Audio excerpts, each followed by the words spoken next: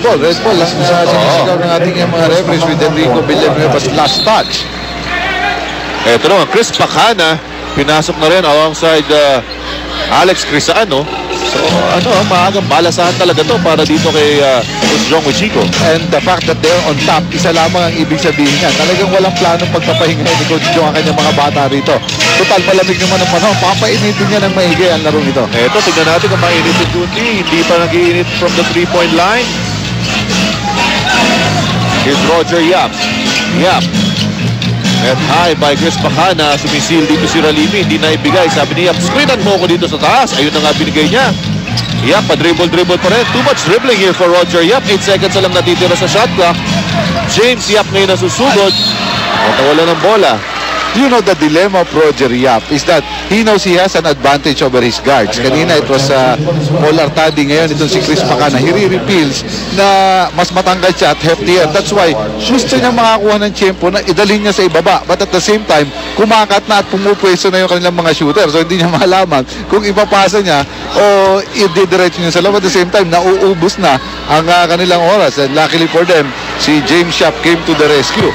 Yun na nga 6 seconds na lang natitira yung shot clock nung naipasa niya dito kay James Yap.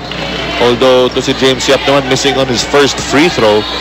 Malamig pa itong si James Yap. Although kanina nakapukol na siya ng 3-pointer, pero kukunti pa rin ang mga touches nitong si James Yap. As we were telling you, he's the top scorer of this team, averaging more than 19 points per ball game in this conference. A split from the line para dito kay James Yap. He has a total of 4 points so far. Backward pressure mula sa Pure Foods DJ Giants. Ito na ngayon si Alexander. Nice good job. And binigay niya kay Alex Crisano for a two-handed slam dunk. And you know, there's a full court pressure, but Barangay Ginebra spread themselves very well. Alam na alam yung papasahan, even finding itong si Crisano for that slam dunk. And Chris Alexander having fun here in the first quarter. It is a nice looking hook shot coming from Reda Ralimi at sabay turo pa dito kay Chris Alexander. So there's really a brewing rivalry over these two. Nagpapalitan pa ng mga salita. Ewan ko nakakaintindihan nito. Moroccan at English. Eto, titignan natin yung magandang assist nga dito si Chris Alexander to the wide open Alex Crisano for that Yakult slam dunk brought us by Yakult. Yakult every day okay. Sigurado ka dyan. I remember the last time Alex Crisano did that. He was called for the technical. Kapit na rin, muntik na rin niya Nakaago pa dito ang Pure Foods. 5-second differential sa game clock and shot clock. Nawala yung bola kay Roger Yap. And ngayon, babalik ang bola dito sa Barangay Ginebra. They can take the last shot of the quarter. Well, I've mentioned this early in the game. Ang Pure Foods, kailangan nila ng point guard who would take control dito sa kanila opensa. May it be a pass ball, may it be a slow play.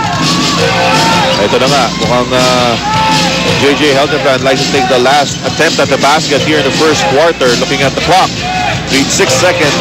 Helterbrand sumugod and a preemptive foul given up by Roger Yap.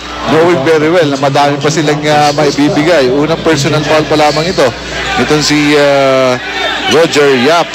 At sa buwak kanyang kupunan, isa pa rin lang ang team foul dito sa first quarter.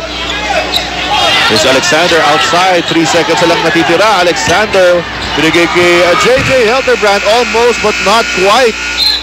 At dyan po magtatapos ang ating first 12 minutes of action. At action-packed first quarter mga kaibigan. Nagkakainitan na nga po yung mga ibang players dito.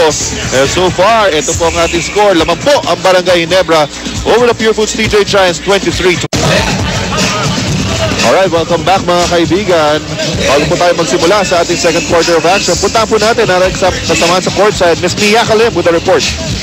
Yes guys, alam niyo ba ito si Chris Alexander, meron niyang weird habit of chewing a toothpick habang naglalaro. Pero guys, naisip niyo ba kung ilang toothpick kada araw ang nakoconsume niya? Natanong ko nga siya kanina tungkol dito at ang sabi niya, hindi daw siya ang tao na dapat tanungin.